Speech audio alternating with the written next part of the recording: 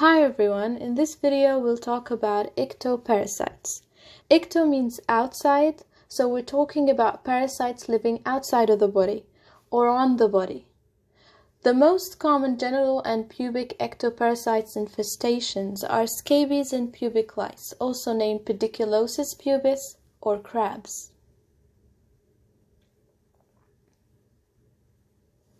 Scabies is associated with crowded living or crowded sleeping conditions. Institutional outbreaks also have been reported. While in pubic lice, it is found typically in sexually active young people.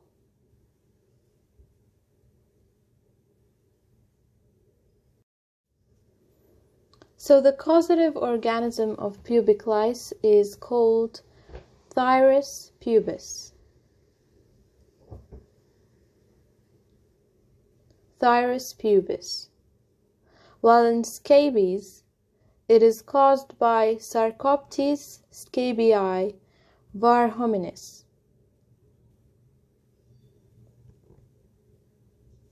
So Sarcoptes scabii.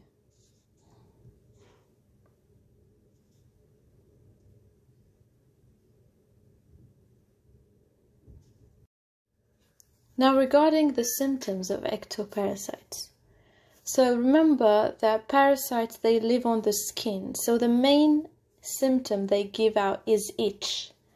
So the patient would be coming with pubic or genital itch. In scabies, there is also a genital papular nodule, which is a type of rash. While in pubic lice or crabs, you might find debris in underwear. So the pubic or genital itch is the main symptom, and you can differentiate scabies where the pubic or genital itch is more at night and is especially noticed at night.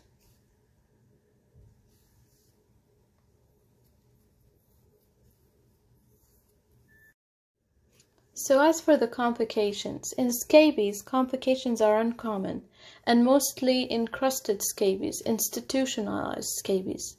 So we can have fever, especially in children, pain on movement, sleep disturbance, and secondary infection. That's for scabies. And for pubic lice, fever can also be present, lethargy, irritability, which is more common in the young and frail.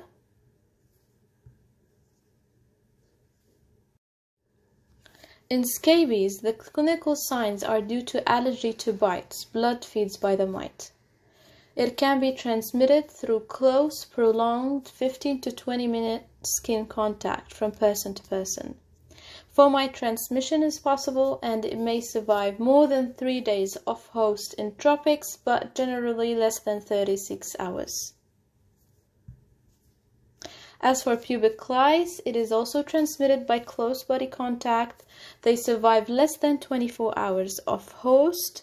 Fomite transmission plays little role, not as in scabies, and it is not a vector for other diseases.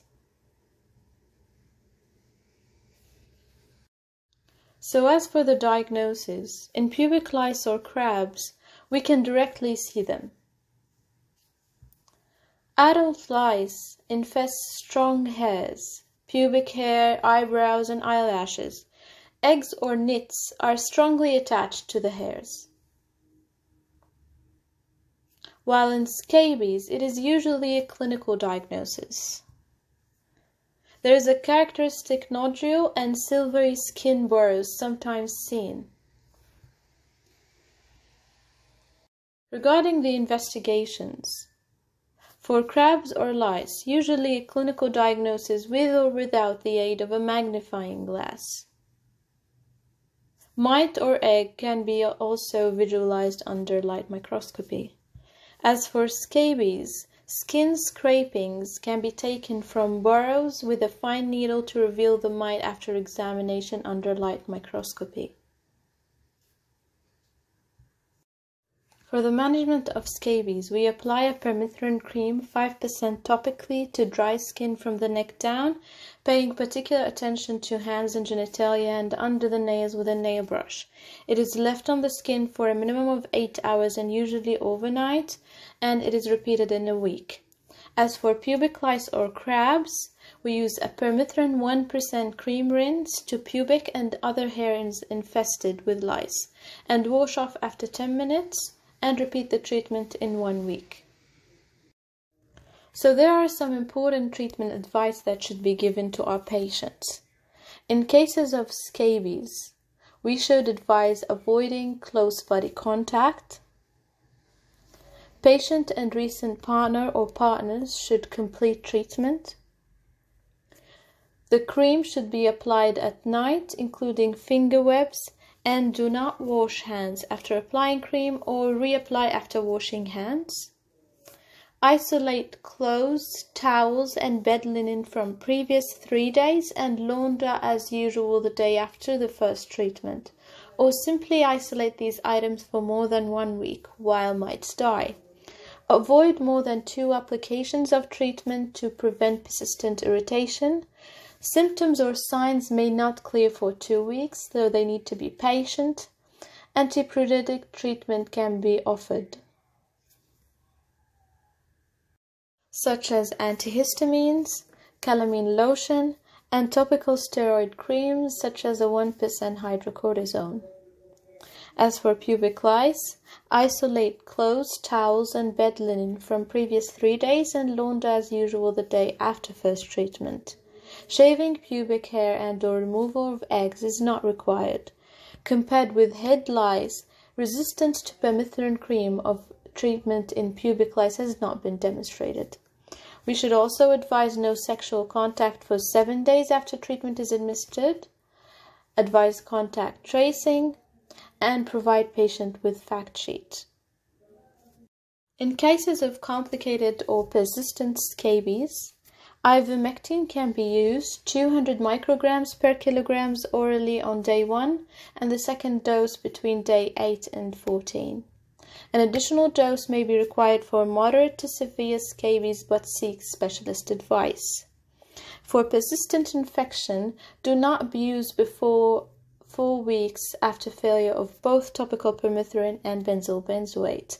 Permethrin is safe in pregnancy.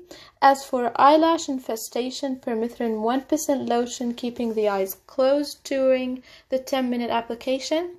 Also, an ophthalmic grade petrolatum ointment twice a day for 10 days can also be prescribed. And finally, for follow-up, we should review our patient in 1 week. This provides us an opportunity to confirm patient adherence with treatment and assess for symptom resolution, confirm contact tracing procedures have been undertaken, or offer more contact tracing support, provide further sexual health education and prevention counseling. So in cases of ectoparasites, scabies, and pubic lice, test of cure or retesting is not required, unless retesting provides an opportunity to consider testing for other STIs. And that concludes this video. Thank you very much for watching this. Please like this video, share it with your friends, and subscribe to my channel. I really appreciate your support.